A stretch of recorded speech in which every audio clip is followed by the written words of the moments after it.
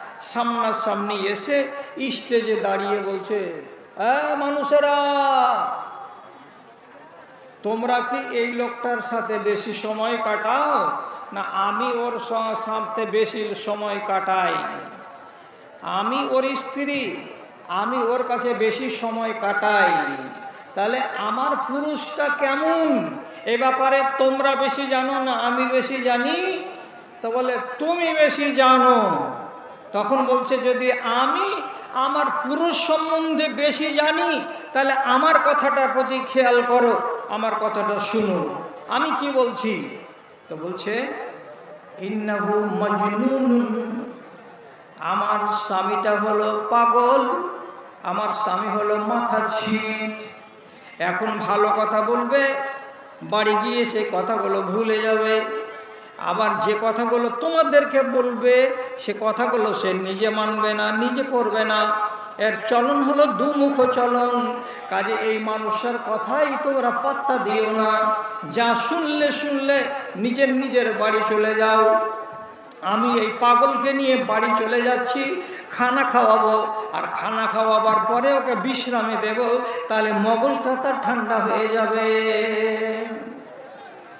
লোকেরা একজন আর একজনকে বলে, ঠিকই তো বলছে জি, ওটা হলো ওর স্ত্রী আর ওটা ওর পুরুষ, নিজের পুরুষের কথা কি কম জানে?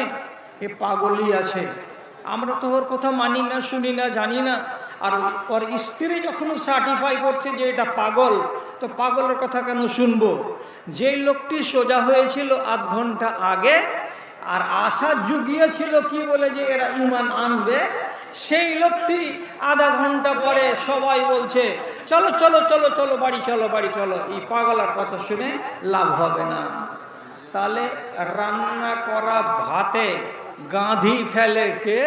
তো তার বাড়িওয়ালি। তিনি বাড়িওয়ালিকে নিয়ে কেঁদেছেন। জি, আল্লাহ তাআলা এই দুজনের কথা কোরআন মাজিদে বলেছেন, কানাতা তাহাতা আবদাইনে মিন ইবাদিনা সালিহাইনে ফাখানাতাহুমা। আমার দুইজন নবীর স্ত্রী, এরা দুইজন হলো একেবারে বাজে মহিলা, একেবারে অধার্মিক মহিলা। এদের ভেতরে দিনদারি ছিল না, এদের ভেতরে ভদ্রতা ছিল না, তেহজিব তামাদ্দুন ছিল না। এই দুই নবী হলেন, একটা লূত আলাইহিস সালামের বাড়িওয়ালি আর একটা হলেন হযরতে নূহ আলাইহিস সালাতু ওয়াস সালামের বাড়িওয়ালি। দুজনের কথা আল্লাহ তাআলা ডেকে বলছেন, ফালাম ইউগনি মিনহুমা মিন আযাবিল্লাহি শাইয়া। এরা দুইজন নারী আমার আযাব থেকে বাঁচতে পারেনি। এদের বদচলনের কারণে নবী নূহের নৌকাতে তার স্ত্রীকে উঠতে দেওয়া হয়নি। সামনে সামনে নবীর সামনে নদীর পানিতে, বন্যার পানিতে চুপুর চুপুর করতে করতে ডুবে মরে গেছে। কে? তো ওই বদচলন নারী। এবং হযরতে লূত আলাইহিস সালাতু ওয়াস সালামের বাড়িওয়ালিও নবী লূতকে এত কষ্ট দিয়েছিল, এত কষ্ট দিয়েছিল। মাঝে মাঝে নবী লূত কাঁদতেন আর আল্লাহ তাআলার কাছে দোয়া করে বলতেন, এ আল্লাহ তুমি আমাকে আমার আহাল থেকে নাজাত দাও, এ আল্লাহ তুমি আমার পরিবার থেকে আমাকে রেহাই দাও। এই জালিম পরিবার আমাকে গ্রাস করে নিল, আমাকে শেষ করে দিল, আমাকে পঙ্গু বানিয়ে দিল, আমার ইজ্জতকে নিয়ে খেলা করেছে এই বাড়িওয়ালি। আল্লাহ এর হাত থেকে তুমি আমাকে মুক্তি দাও। সময় কম আছে। এই মহিলা ছিল একেবারে বদতামিজ, একেবারে অসভ্য মহিলা ছিল। আর এই মহিলাকে আল্লাহ রাব্বুল আলামিন একেও আযাবে গ্রেফতার করেছেন। কি করে? কওমে লূতের উপরে যখন আসমান থেকে পাথর বর্ষণ শুরু হলো, তো শুরু হওয়ার আগে রাতের বেলায় হযরতে লূত আলাইহিস সালাতু ওয়াস সালাম তার পরিবারের অন্যান্য সদস্যগুলোকে নিয়ে চুপিসারে বেরিয়ে গেছিলেন। আর যেটা ছিল খুব জল্লাদ, যেটা ছিল সবচাইতে বদমাশ স্ত্রী, তাকে জানাননি, ওকে বাদ দিতে বলা হয়েছিল যে আপনি ওকে খবরদার সাথে নিবেন না, জানাবেন না, রাতের বেলায় চুপচাপ বেরিয়ে যাবেন। বেরিয়েই গেলেন। আর ওই জালেমেরা যারা যারা গ্রামে ছিল, আল্লাহ তাআলা কোরআন মাজিদে বললেন, জাআলনা আলিহা সাফেলাহা, আমি ওই জমিনটাকে উপর দিক থেকে তুললাম, নিচু দিক থেকে তুললাম, আর তোলার পরে জড় সমেত যেমন কোনো জিনিসকে তুলে নেওয়া হয় ওই রকম করে তুলে নিয়ে আল্লাহর ফেরেশতারা উপর দিকে নিয়ে যাওয়ার পরে আবার এই রকম করে নিচু দিকে করে জমিনটাকে ছেড়ে দিয়েছে। আর দেওয়ার পরে ওইখানকার গাড়ি বাড়ি, ঘর বাড়ি, জমি জমা, যত পশু ছিল, যত মানুষজন ছিল, ছেলে আর মেয়ে, সবাইকে রসাতলে ভরে দেওয়া হয়েছে। স্ত্রীও চলে গেছে রসাতলে। তাহলে এইরকম স্ত্রী যদি আমার আপনার কপালে জুটে যায় তাহলে জিন্দা জাহান্নাম। আর এই স্ত্রীকে আপনি যদি এই বর্তমান জমানাতে ছাড়তে পারবেন না। যদি ছেড়ে দেন তো প্রত্যেক মাসে মাসে 6,000 টাকা গুনতে হবে। আবার বাপের বাড়িতে বসে বসে লাট সাহেবের মতো হারাম খানা খাবে। আর আপনি ছেড়ে দিয়েছেন, দিয়ে আর একটা স্ত্রী নিয়েছেন, নিয়ে এসে আপনি এর পেছনে খরচ করছেন। তাহলে আপনি ওকে টাকাটা দিচ্ছেন ওর বাপের বাড়িতে, ওর থেকে আপনি উপকৃত হতে পারছেন কি? পারছেন না। বর্তমান জমানাতে সরকার আইন করে দিয়েছে নারীদের হিতে, আপনি ওই রকম স্ত্রীকে তালাক দিয়েও সুখী হতে পারবেন না, আপনি নাজাত পাবেন না। ঠেলার নাম বাবাজি, ওর গাল খেতে হবে, ওর ঠোকনা খেতে হবে, ওর গুঁতো খেতে হবে, ওর গাল খেতে হবে। আর এই নাফরমান মেয়েকে নিয়েই, মহিলাকে নিয়েই আপনাকে সংসার কাটাতে হবে। তাহলে আপনার তো দুনিয়াতেই জাহান্নাম তৈরি হয়ে আছে। এই জন্য আল্লাহ তাআলা নবী বলেছিলেন, দোয়া করিও যদি স্ত্রী বাঁকা হয়ে যায়, তাহলে এমন স্ত্রী আল্লাহ তুমি আমার কাছে রাখিও না, আমাকে জহমত থেকে তুমি রেহাই দিও। চুল পাকিয়ে দিবে আপনার। এমন কাণ্ড কারখানা জানে এই নারী যে আপনাকে সুখে থাকতে দেবে না। তাহলে যদি সুখের স্ত্রীর নমুনা চান, তাহলে সুখের স্ত্রীর নমুনা হলো এই যে সহি হাদিসে লেখা আছে হযরতে আইয়ুব আলাইহিস সালাতু ওয়াস সালামকে 18 বছর ধরে আল্লাহ তাআলা অসুস্থ করে ফেলে রেখেছিলেন। কি রোগ হয়েছিল তা উল্লেখ নেই। কি রোগ? শুধু কোরআনে লেখা আছে কি, রব্বে আন্নি মাসানিয়া দুর্র, আল্লাহ আমাকে মুসিবত লেগেছে, অসুখ লেগেছে, আমি রোগী।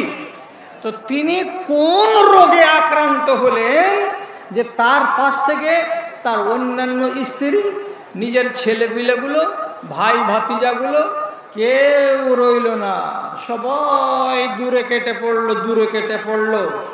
এইরকম নির্জন হয়ে গেলেন তিনি। কিসের কারণে? তো রোগের কারণে। ওই টাইমে একটাই মানুষ ছিল তার সাথে, তার দরদি। ওই স্ত্রীর নাম কোরআনে নাই, হাদিসে নাই, তফসিরে লেখা আছে রাহিমা। তো যদি রাহিমাই হয় ওর নাম, তো সেই রাহিমা নারীটাই তার সেবা শুশ্রূষা করেছে, তার আদর যত্ন করেছে। সবাই পালিয়ে গেছিল কিন্তু ও পালিয়ে যায়নি।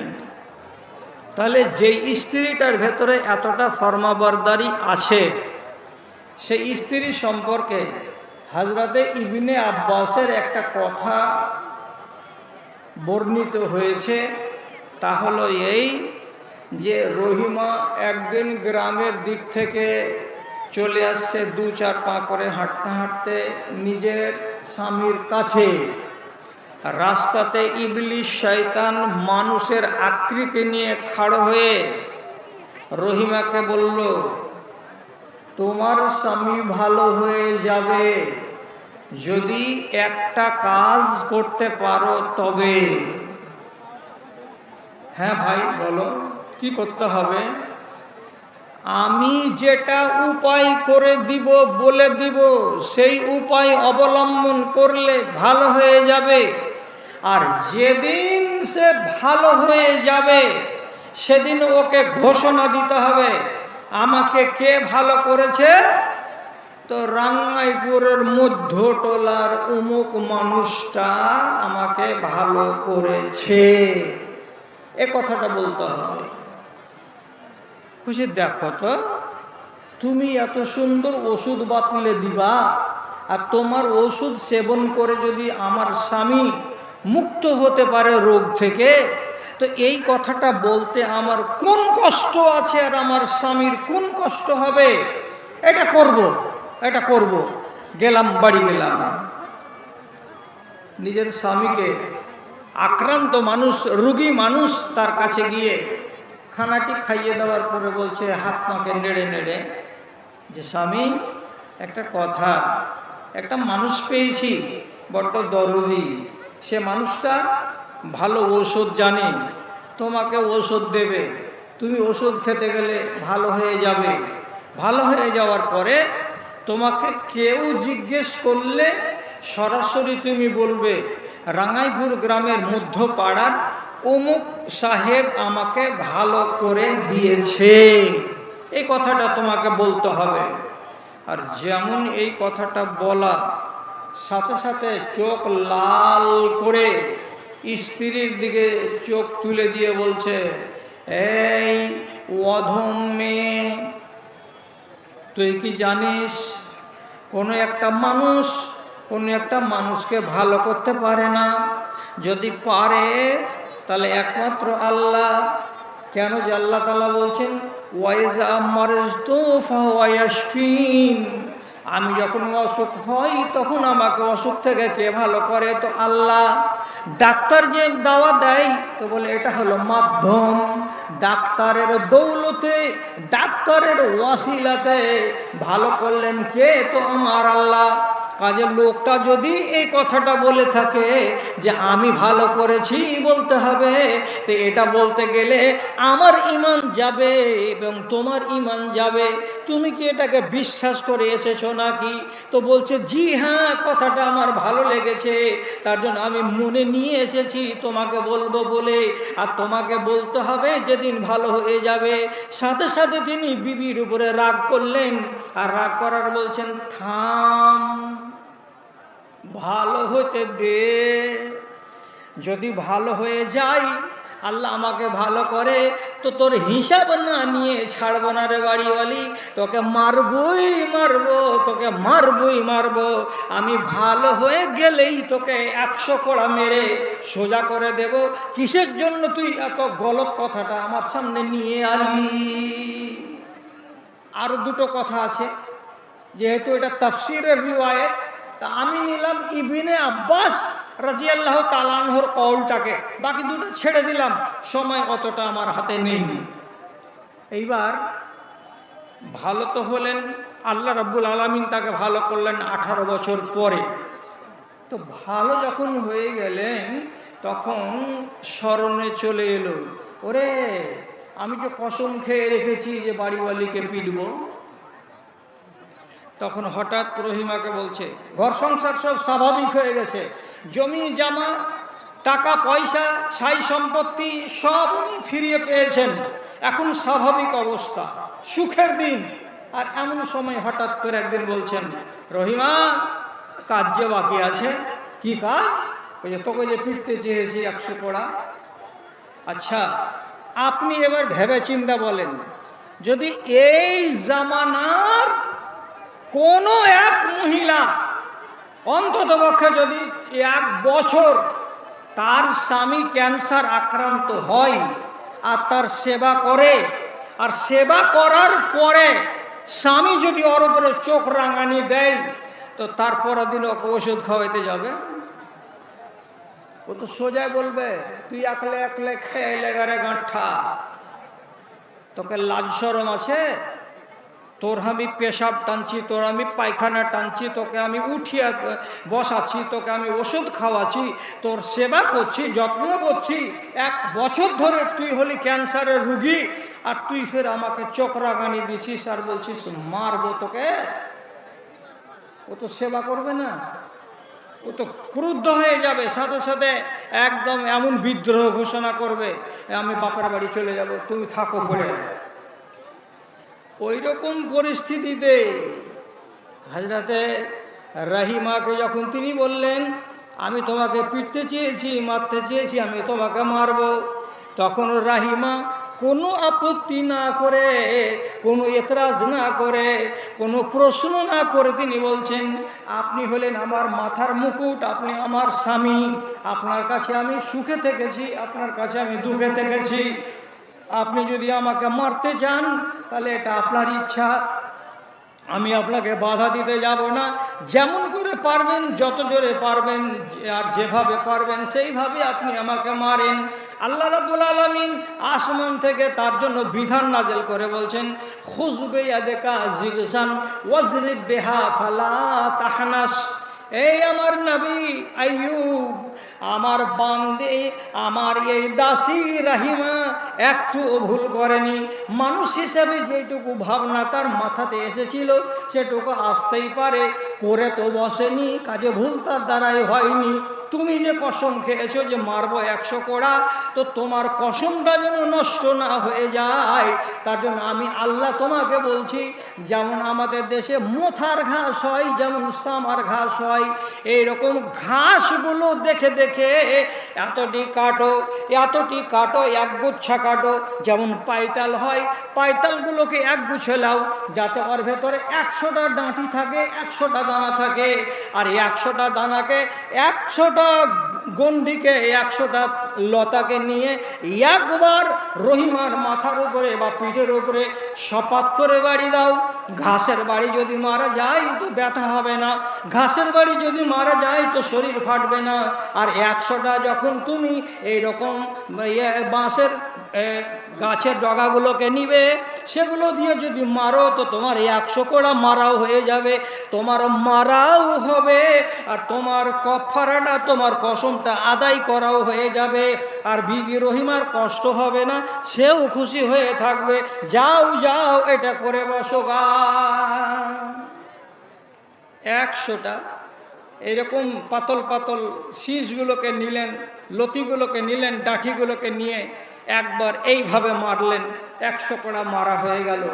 তো আমি বলতে চাইছি, এদিকের কথাকে রেখে দেন। এমন বিপদের কালে যেই মহিলা তার সঙ্গ দিয়েছে, সেই মহিলার উপরে পাল্টা যদি স্বামী তার উপরে ক্রোধ দেখায় আর তাপ দেখায় আর কড়া কথা বলে বা তাকে চোখ রাঙানি দেয়, তো তারপরে স্ত্রীর মুখে শিকায়ত আসে না, অভিযোগ আনে না, তাহলে এইরকম স্ত্রীটা দুনিয়াতে সোনার নয় তো আর কিসের? এইরকম স্ত্রীটা আপনি কামনা করেন না তো কোন স্ত্রী আপনি কামনা করেন? যদি এর মতো না হয় তাহলেই আপনাকে দোয়া করতে হবে আল্লাহর কাছে, আল্লাহ আমাকে এইরকম জালেম বেটি ছেলে দিও না। আর দিয়েছে যদি, তাহলে তাকে ফরমাবরদার করো, তার অন্তরটাকে নরম করো আমার ব্যাপারে। জি, কথা শুনেন, বেটার জন্য আপনাকে দোয়া চাইতে হবে আল্লাহর কাছে। আল্লাহ এরকম বেটা দিও না যে সে আমাকে আমার গোলাম বানিয়ে দেয়, ও আমার মালিক হয়ে যায়। বেটা কেমন হতে হবে? আমার যেন ফরমাবরদার হয়, আমার কথার বাইরে যেন ছেলে না যায়। বেটার কারণে আমার মুখ যেন না পুড়ে, বেটার কারণে সমাজের চোখে যেন আমি নিচু না হয়ে যাই, এমন বেটা আল্লাহ তুমি আমাকে দিও না। জি, নুহের বেটা কেনান, এই কেনান সম্বন্ধে লম্বা কথা আমি বলছি না, শুধু নবী নূহ বলেছিলেন, এ আল্লাহ এটা আমার বেটা ডুবে যাচ্ছে, আল্লাহ জি আমার ছেলে আমার চোখের সামনে ডুববে, এটা কেমন করে বরদাস্ত করব? আল্লাহ আমার ছেলেকে আমি নৌকায় তুলে নিব। আল্লাহ রাব্বুল আলামিন আসমান থেকে আওয়াজ দিয়ে বললেন, ইন্নাহু লাইসা মিন আহলিক, এটা তোমার বেটা নয়। যে তোমাকে মানে না, যে আমার কথা শুনে না, যে আমার ফরমানকে মানে না, যে তোমাকে নবী বলে স্বীকার করে না, এ নাফরমানকে তুমি বেটা কেন বলতে গেলে? আর দিয়েই আল্লাহ রাব্বুল আলামিন নবী নূহকে ডেকে দিলেন, কড়া কথা বলে দিলেন। কি কথা বললেন?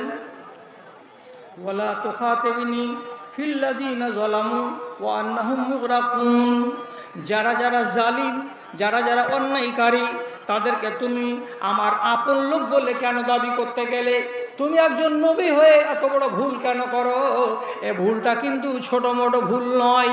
যখন ছেলেটা আমার আপন বলে দাবি করলেন, অথচ ছেলেটা নাফরমান, আল্লাহ তাআলা রেগে গিয়ে বলছেন, তোমার এটা ভুল হলো নবী, এইরকম নাফরমান ছেলেকে আমার ছেলে কেন বলতে গেলে?